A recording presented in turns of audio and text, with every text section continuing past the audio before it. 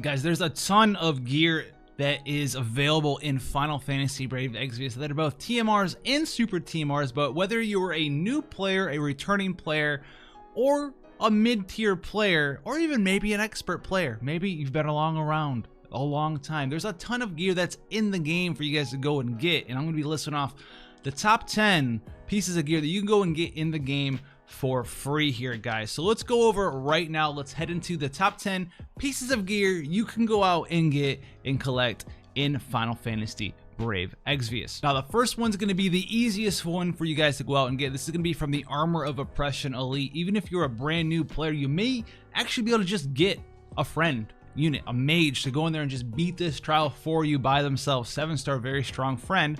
This is going to be heavy armor arts. It's going to give you HP and defense plus 30% when equipped with heavy armor. Now, this is definitely something you want to get your hands on ASAP. You're going to put this on your tank. Your tank's going to be wearing heavy armor most of the time, and it's going to give him a massive stats buff, especially for how easy it is to acquire. This is something you're going to want to go and pick up right away for how easy it is to get. Now, the next things we're going to be talking about, we're going to be talking about the Kyubi set, specifically the Kyubi Mask and the Kyubi Cloak. So the Kyubi Mask and the Kyubi Cloak, they have the additional effect of the Kyubi set here. Now, the Kyubi set bonus for the Kyubi Cloak here only works when you're wearing the plushie. As a new player, you'll probably wear the plushie. You'll get 40% attack and magic. But even as a growing player, a non-new player, you'll be able to want to go ahead and get the Kyubi Cloak and the Kyubi Mask. And the Kyubi Cloak and Mask come from the Chamber of the Vengeful Demon mod series. This isn't from legendary mode, this is from elite mode, so it's going to take you a little bit of while to build up a team to go in there and do it, but it's not going to be a super end game boss for you to go and get. And this is going to be some of the best stuff you can get for your mages here. So it has attack plus 25, magic plus 30, HP plus 15%, a little bit of fire resistance there, and the headpiece here also has 15% HP, attack 25, magic 25, defense 25, as well as 30% more fire resist. And as you see, they both give you confusion resist of 50 each, so you're going to be at 100% confusion. And the Kyubi set bonus for the mask is 20% attack and magic while you wear the cloak. So you can go ahead and you put this on a mage of your choice when you go out to the Chamber of the Vengeful Demon Matsuri, beat this boss. You can put it on a physical damage dealer of your choice too. So this will be some of the best gear you can get for either sort of offensive unit. As a not brand new player, it's going to take you a little bit of time to grow your character roster, get a solid friend unit, and go in there and beat the Demon Matsuri from the Chamber of the Vengeful.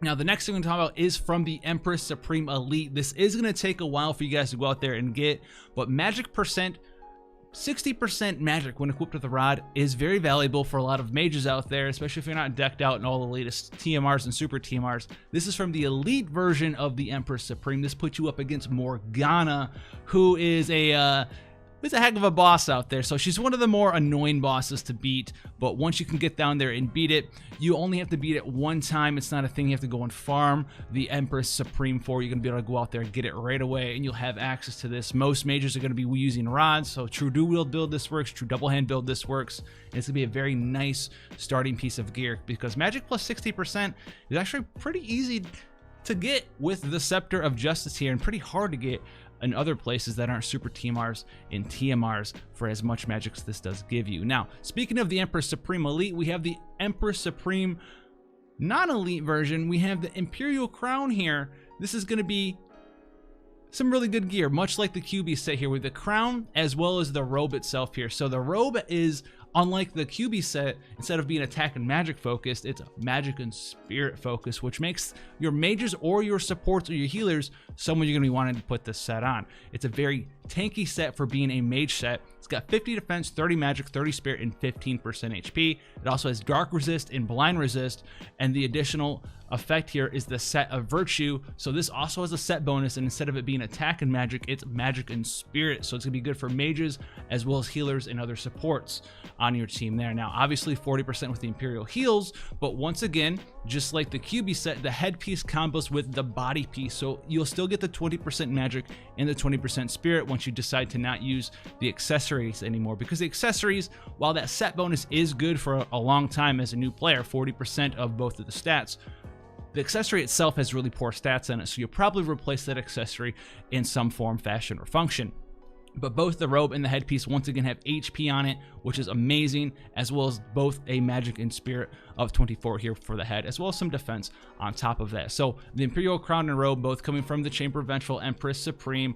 Not legendary mode, but elite mode. So just like the Kyubi set, something you can get in there maybe in a couple of months with the right friend unit, if you have the right units on your team to go about and take out that girl as well. So we also have one more piece of set bonus gear. This is going to be the Catastrophic gear from Chamber of the Vengeful Armageddon. And the reason all three of this stuff's in here is because that's how good it is. And we're going from how easy it is to get something for the most part up to how hard it is to get something. This is going to be another set bonus piece of gear. And you can put this on a physical unit or a tank unit. So we had the Kyubi set, which is attack and magic. We had the Imperial set, which is magic spirit. Now we have the Catastrophic set, which is attack and spirit, as well as having a lot of defense here. So it also has 15% HP, has earth resist, and it's the Catastrophe set here that has attack and spirit on it on top of that. So you can use this on your damage dealers. You can use this on your tanks because it has the HP, the defense, and the spirit. And the set bonus is spirit as well with some earth resist. The headpiece, once again, also has HP % on it, defense, attack, and spirit here with the earth resist. And the Catastrophe set has attack and spirit 20% as well there. So very nice when comboed together there. One other thing you can get from the Chamber of the Vengeful if you're coming into the game from the elite version is the Warrior's Might. This is going to be 60% attack when comboed with a great sword, very similar to the 60% magic when using a rod. There's also a third one you can get from the Demon Matsuri elite mode, which is going to be 60% attack when using a katana. So all three of these Chamber of the Vengeful events, you're going to want to get in there as soon as you can. Don't try to force yourself into it as a new player, but as soon as you can, get in there and get this gear. It is for free and it is very, very strong. Now, one other thing you can get, this is from a legendary Armageddon mode, so this is going to be much more difficult to acquire, is actually the Electrifying Might material. This is going to be 80% attack when equipped with a lightning weapon, guys. So any lightning weapon, it could be a lightning sword, a lightning greatsword, lightning nunchuckas, lightning rocks, you know, lightning whatever, anything that's lightning, as long as the weapon is lightning by default, you're going to get 80% attack there. So this could be very good for you as well. If you can finally tackle the Armageddon Elite and you're using a lightning greatsword, you'll be able to use the 80% attack from Electrifying Might and the 60% attack from Warrior's Might. That's going to give you 140% attack with 2 materia slots. That's going to be very nice starting out as a new player, or even as you move into a mid-tier player, very strong gear there. Now, moving away from Electrifying Might and all that good stuff, we have the Impervious Shield, and off the trials we go. This is going to be from the Torturous Trio trial. This trial is going to be pretty easy for the most part outside of Bloody Moon, which is going to make you bring some sort of magic damage dealer. However, if you do have a strong 7-star friend unit, they can possibly do this entire trial for you, and you're going to get a very nice reward from it for your tank. It's going to be the Impervious Shield, Heavy Shield, 50 defense, 50 spirit, and 20% resistance to all elements. So if you haven't gone out there and gotten the Impervious Shield yet, the bosses aren't that hard. You're not going to be able to do it day one, obviously, as a new player, unless you have some sort of super strong 7-star friend carrying it. You got to have a Discord or in the YouTube comment section or something. I call it the comment section, guys. But it's very strong. Definitely make sure you go out and get the Impervious Shield for all those different trials where your tank's going to want elemental resistance there.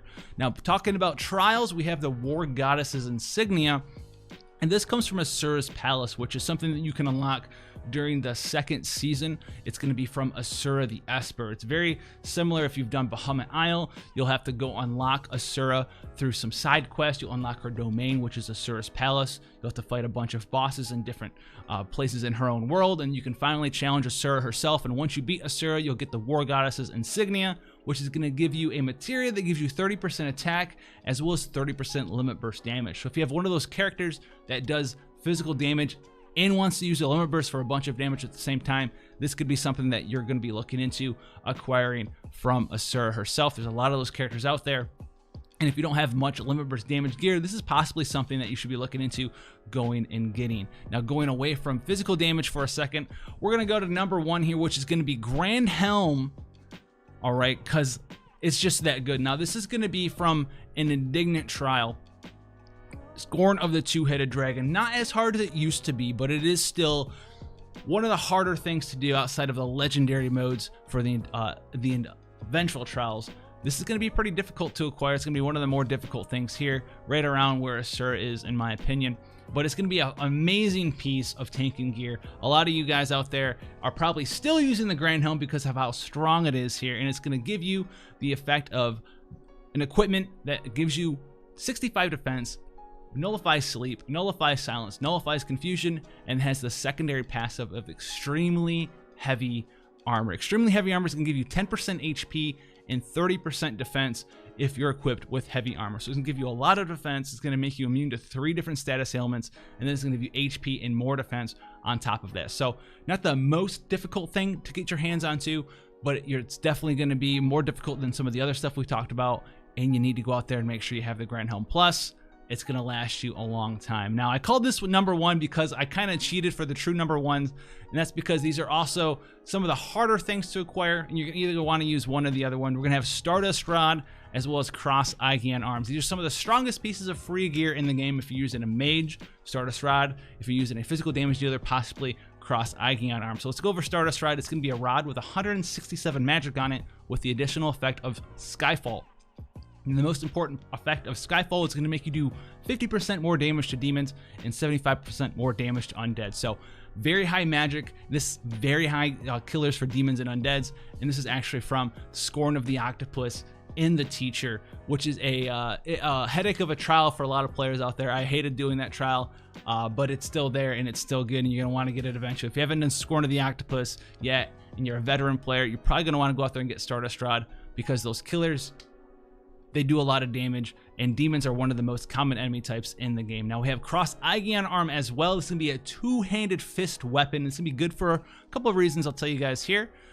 162 attack with the effect of High Tide, 100% limit burst gauge fill rate, Arbiter of Mankind, 75% physical killers against humans, and has a whopping 1.5 times average variance when using this weapon. If you don't know what average variance means for weapons, usually one-handed weapons, all one-handed weapons have an average variance of 1.0, which means you get an additional ×1 multiplier when using that weapon. Well, anything ×1 is whatever the number was, so it doesn't really change your damage when using a one-handed weapon.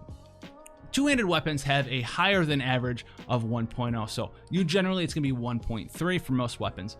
Cross Algalon Arms averages 1.5, which means you're going to, on average, get a 50% damage multiplier to whatever it is that you're attacking. So if you're going to do 1,000 damage, you do 1,500 damage. If you're going to do 100,000 damage, you'll do 150,000 damage. If you're going to do 100 million, you can do 150 million, okay? Very, very strong there, and it is a fist weapon, which isn't the most common type for everyone to wear, especially two-handed characters that are true double hand, but there is a material out there that could actually make Cross Algalon Arms actually insane for you.